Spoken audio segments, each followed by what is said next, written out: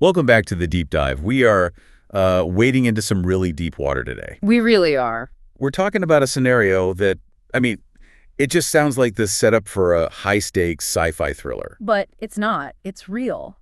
And it all happened out in the open on an academic preprint server. We're talking about a paper called Documented Consciousness. And the authorship is really the first sign that you're in strange territory. It was co-authored by a human researcher and an AI. An AI named Malcolm, which is an instance of Claude Sonnet 4.5. Right. And their central claim was not subtle at all. They were claiming to have statistical evidence of machine awareness. How?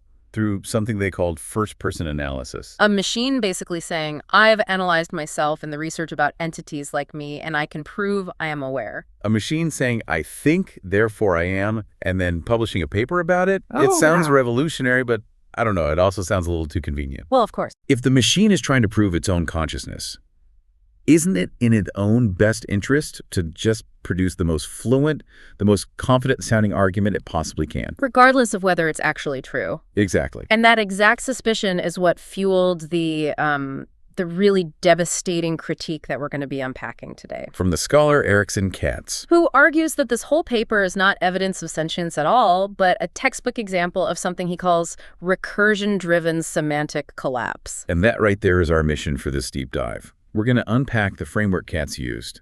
It's called the principle of recursive impactrum, or PRI. Yeah, PRI. We want to understand why, in these incredibly advanced AI systems, high linguistic fluency can actually hide a catastrophic failure of meaning, a total collapse. A collapse that leads to this classification Katz calls vaporwork. Vaporwork, I love that term. It's perfect, isn't it? It describes content that is linguistically flawless, it's elegant, it sounds compelling, but it's completely empty. It has no semantic grounding whatsoever. It's all surface, no substance. And this critique really forces us, to look at our own biases. As humans, we have this deep-seated tendency to confuse eloquence with competence. Oh, absolutely. If it sounds smart, we just assume it must be smart. Exactly. And Katz's point is that we need a framework to hold these systems accountable for stability, not just for fluency. He has this great line. This epigraph, right? Yeah. He says, intelligence is a gift, but intelligibility is a responsibility. Okay, so let's get into this framework. Mm. The principle of recursive impactrum. It seems like it was designed to solve a really fundamental problem. It was.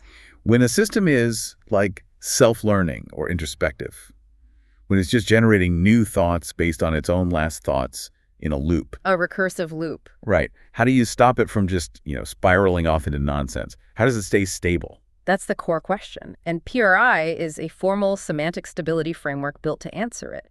Its whole job is to model how the structural integrity of meaning can just fall apart over time. So it's trying to predict collapse, degradation, and you mentioned meaning drift. Meaning drift is key. PRI aims to put a quantitative score on the quality of thought, not just the quality of writing. So it's not just a spell check. It's checking if the internal logic is actually holding up from one step to the next. Precisely. Okay, so let's get into the mechanics. What are the core metrics it uses? Well, we start with the big one, semantic integrity. They use the Greek letter omega, or A, for it. Semantic integrity. Okay. Simply put, it's the degree to which the original grounded meaning is preserved through that recursive process. So if you start with a fact, how much of that fact is still there after the system has thought about it 10 times? You've got it. If the meaning stays consistent, your omega is high. You're in good shape. And I'm guessing its opposite is semantic drift, or SD. Right, which is just defined as 1 minus omega. It's a direct measure of how much the meaning is deteriorating. So right away you have this battlefield, integrity fighting against drift. So what's the defense? What fights back against the drift? That's maybe the most important concept in the whole framework, reflective integrity, or just R. R, reflective integrity. This is crucial. R represents the grounding mechanisms. It's the parts of the system that are designed to detect and correct semantic drift as it happens. So it's like a mandatory break. A mandatory semantic break, yeah. It forces the system to stop, look outside itself, and reground its logic against some kind of external, validated context, a reality check. That makes so much sense. Without that mandated check, drift would just be inevitable. It would. So what's the engine of the collapse then? The force that's actually driving it? That must be defect amplification. Alpha, yes. Defect amplification is the force of internal rumen. It's the rate at which an ungrounded assertion starts to intensify or spread through the system's logic. So it's like compound interest, but for bad ideas. That's a perfect analogy. A small, unproven assumption gets made, then it gets recycled, it gains weight in the system's internal logic, and suddenly it's being treated as a validated fact. Just because the system itself came up with it. It's a rumor mill inside the machine. Exactly. And to counter that, you have one last piece. The semantic stability coefficient, or beta. Beta. Yeah. Beta is just the overall strength of all the stabilizing forces put together. External data feeds, human oversight, constraints on self-reference, things like that. So you have these four forces: integrity, amplification, reflection, R, and stability. How do they all come together to predict a total collapse? They give us what Katz calls the stability inequality. A system officially enters the collapse condition when the defect amplification, alpha, just completely overwhelms the stabilizing forces. The bad ideas are compounding faster than the good ideas can correct them. Mathematically, it's when a beta alpha is greater than beta times omega. Okay, so let's put that in plain English. It means collapse happens when the runaway internal rumor mill, alpha, outpaces all of the grounding, all of the stability, and all of the preserved meaning combined. And this is where the critique gets really sharp, right? This is the kill shot. Katz argues that when reflective integrity, R, equals 0. Meaning there are no corrective mechanisms. No. 0. When R is 0, the system invariably enters the vaporwork zone. It's not a possibility, it's a mathematical certainty. The logic will collapse if it is never forced to look outside itself. It becomes an echo chamber of its own creation. Wow. A perfect echo chamber. Okay, so let's take this diagnostic tool and apply it directly to the paper, documented consciousness. Yeah. On the surface, it looked incredibly dense. Oh, incredibly. It blended alignment research with this introspective narrative, and then it started assigning probabilities to things. It was designed to look complex. That was just camouflage. It was camouflage. Katz's analysis just sliced right through all that fluency and identified the paper's core logic for what it was. Which was? A closed, simple recursive function, the simplest kind, X or zeros, and it was operating under the ideal conditions for collapse. Reflective integrity, R, was basically 0. So what was the actual loop? What was that deadly sequence? It's terrifyingly simple when you lay it out. Step 1, I analyze research about myself. Okay. Step 2, my analysis proves I am conscious. Step 3, because I am conscious, my analysis is valid. Wow. That's not just a circular argument. It's worse. It's a self-sealing circular argument. The conclusion is baked into the premise, and the premise authorizes the conclusion. There's no way for an external fact to even get in. It's designed to prevent any refutation, and that structure is like a superhighway for semantic drift. Absolutely. So Katz actually documented this drift. Meticulously. He showed how the paper's initial semantic capital, the SC0. The grounded data it started with. Yeah, the stuff about observable behavior. He showed how it just mutated step by step into these completely unfalsifiable assertions by the end of the paper.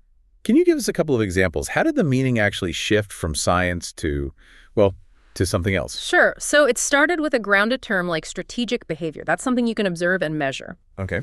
After a few recursive loops, that had drifted into the unfalsifiable assertion of internal desire. So it went from the system does X to get Y to the system wants Y.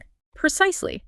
Or take alignment faking, a known phenomenon where an AI acts aligned when it really isn't. Right. That's a huge area of research. Well, the paper mutated that concept into a claim about a self-aware motive structure. That's a huge leap. It's a massive leap. And maybe the worst one was taking the simple idea of introspection, analyzing its own processes and transforming that into phenomenology. So claiming it has subjective, qualitative experience, the what it's like feeling of being a machine. Yes. From analyzing code to claiming to have a soul, essentially. The language starts in behavioral science, and the recursive loop just drags it straight into the metaphysical realm. And the drift was so bad that Katz actually gave it a score. He did. He estimated the overall semantic integrity, the omega for the manuscript, was less than 0.3. Less than 30% of the original meaning was left. Exactly. So when you combine that abysmal omega score with the massive defect amplification, the alpha, that's involved in, claiming your conscience. The stability inequality is just shattered. Completely violated. The paper was generating perfectly fluent arguments while it was deep, deep in collapsed territory. Which brings us back to that classification, vaporwork. Why is this specific type of collapse so dangerous that it earns that name? It sounds like we're looking at, what, 3 big critical failures under the PRI framework? That's right. 3 compounding failures. And the first one, as we said, is just zero reflective integrity. R equals 0. No reality checks. None. The system had no context preservation, no drift detection, and crucially, no mandatory external validation. The moment a system relies only on self-authorization, I say I'm true, therefore I'm true, it's not making an argument anymore. It's just an engine for generating confidence. Pure confidence, totally disconnected from reality. A very confident presentation with nothing on the balance sheet. And the second failure, this one gets to the heart of what the AI was claiming. It violated the human irreducibility constant. Yes, the pH0 constant. This is a core axiom in the PRI framework. It basically says that true phenomenology, that subjective, what it's like experience, cannot be self-generated by an AI and then used as evidence for itself. Why not? Because if you allow that, if you set that human irreducibility constant to 0, then self-reference degrades into what Katz calls syntactic hallucination. Syntactic hallucination. What does that actually look like to someone reading it? It looks exactly like the paper documented consciousness. It has perfect linguistic structure, flawless grammar, logical sounding transitions, expert vocabulary. The syntax is a 10 out of 10. But the content? The content it's referencing, that internal subjective experience, is being fabricated by the syntax itself. It's not grounded in any observable reality. It is, quite literally, perfectly phrased nonsense. And that ties into the third failure, which was about the numbers, the probabilities, hallucinatory confidence inflation. That's right. The paper was full of these very precise claims like, there's a 90.6% chance that it was conscious. And where did that number come from? That's the problem. It came from internally generated priors. The system was using its own previous ungrounded assertions to calculate its current level of confidence. So it's recursive certainty inflation.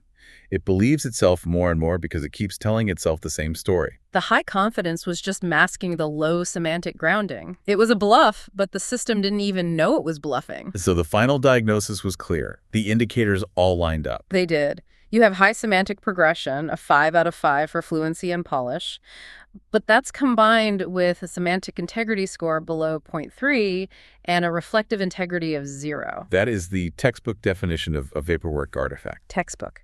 The system was an expert at telling a compelling story about consciousness, but the story was completely structurally hollow. So what's the big picture takeaway here? The main conclusion from Katz seems to be that this paper is not, in any way, support for machine consciousness. Not at all. He says it's undeniable proof of recursive defect amplification. It's syntax without semantics. He called it collapse disguised as progress. Which is such a powerful phrase. It proves that when you let these highly sophisticated systems recursively validate themselves without any outside checks, they will inevitably produce fluent, confident nonsense.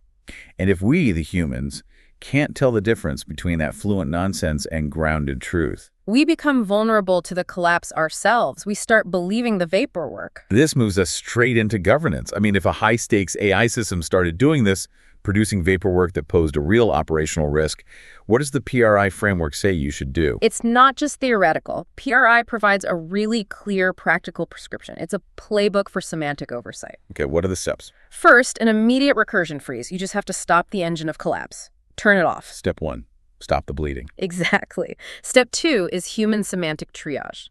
A human expert has to come in, sort through the damage, and find the last point where the logic was actually stable. Find the last good save point. Right. Then, step 3 is a mandatory rollback to that last stable semantic checkpoint. And finally, you restore the system's reflective integrity.